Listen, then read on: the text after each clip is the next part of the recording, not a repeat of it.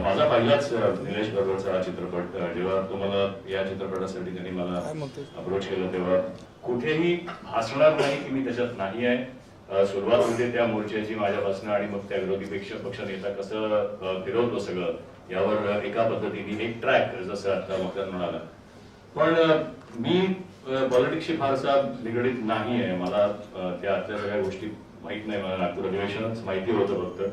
परंतु निश्चित रूपे या स्क्रिप्ट मध्ये वाचल्यानंतर तिथे काय काय घडतं आणि काय काय गोष्टींवर एक चमाट मारलेली आहे किंवा काही गोष्टी ज्या घडत असतात त्या कशा ओघाओघांनी होऊन जातात हे फार छान पद्धतीने निलेशनी मांडलेलं आहे.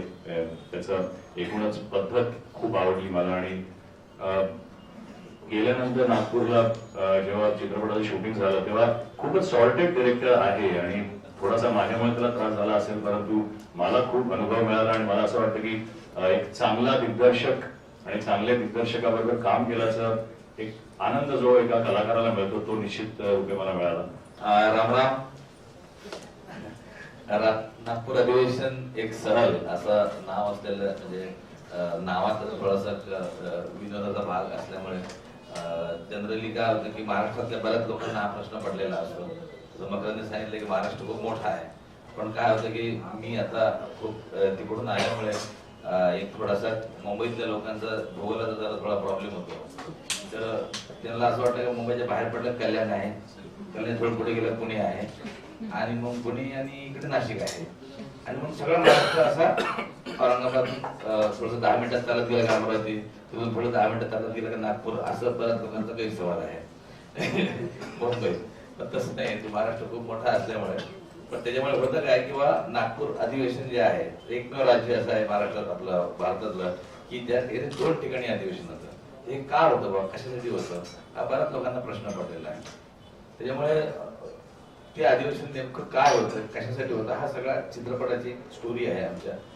आणि मकरंद दादा एक असे नट आहेत, एक असे अभिनेते आहेत जे सिनेमामधला कंटेंट ज्या कंटेंट मध्ये स्वतःची समाजाकडे पाहण्याची एक दृष्टी ऍड करून तो भाष्य लोकांपर्यंत पोहोचवतात. असे मकरंद दादा आहेत, मोहन सर आहेत, सगळेच आहेत, निलेश सर आहेत, माझी को आर्टिस्ट आहेत, स्नेहा, विनीत भोंडे आहेत. या सगळ्यांबरोबर काम करताना खूप मजा आली. आणि सिनेमाविषयी मी फार काही सांगणार नाही कारण सगळ्या सिनियर मंडळींनी सांगितलंय.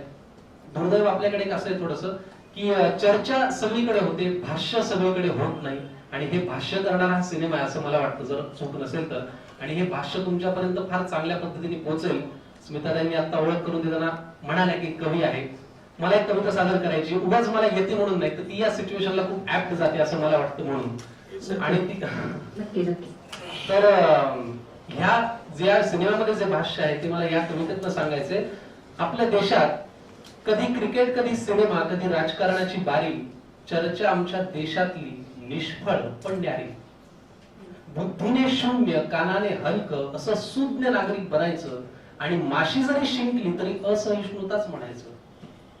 काय त्याचा नेमका अर्थ आम्ही कोणीच जाणत नाही. चर्चे पलीकडे कर्तव्य असतात आम्ही कोणीच मानत नाही. आम्ही कायदे तोडतो, आम्ही झाडं मोडतो, वरवर भांडून टेबलाखालची नाती आम्हीच जोडतो. वर्षानुवर्ष जपलेले आम्ही अचानक कधीतरी जागतो आणि 2 वर्षात पंतप्रधानांना अच्छे दिन मागतो.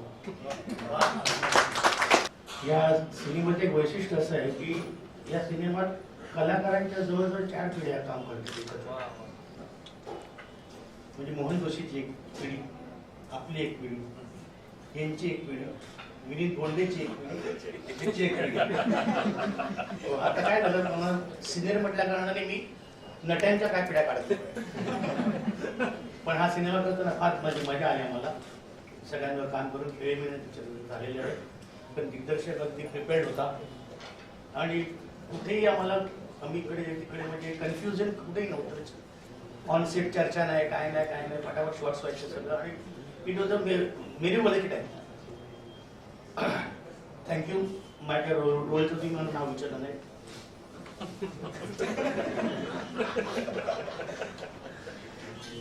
पण मजा आली पिक्चर करताना. पिक्चर बघा आणि खरोखर म्हणजे एक सहल जी आहे ती आमच्यासाठी सुद्धा सहलच होती काम करता करता. आणि वी ऑल एन्जॉय. म्हणजे प्रोड्युसरनी सुद्धा काही कमी केलं नाही, दिग्दर्शकांनी सुद्धा आमच्याकडनं जे काढून घ्यायचं बरोबर काढून दिलेलं आहे. आम्ही पण ते डिलिव्हर केलं आणि वी आर एन्जॉय. आता फक्त public should enjoy and they will. Thank you very much.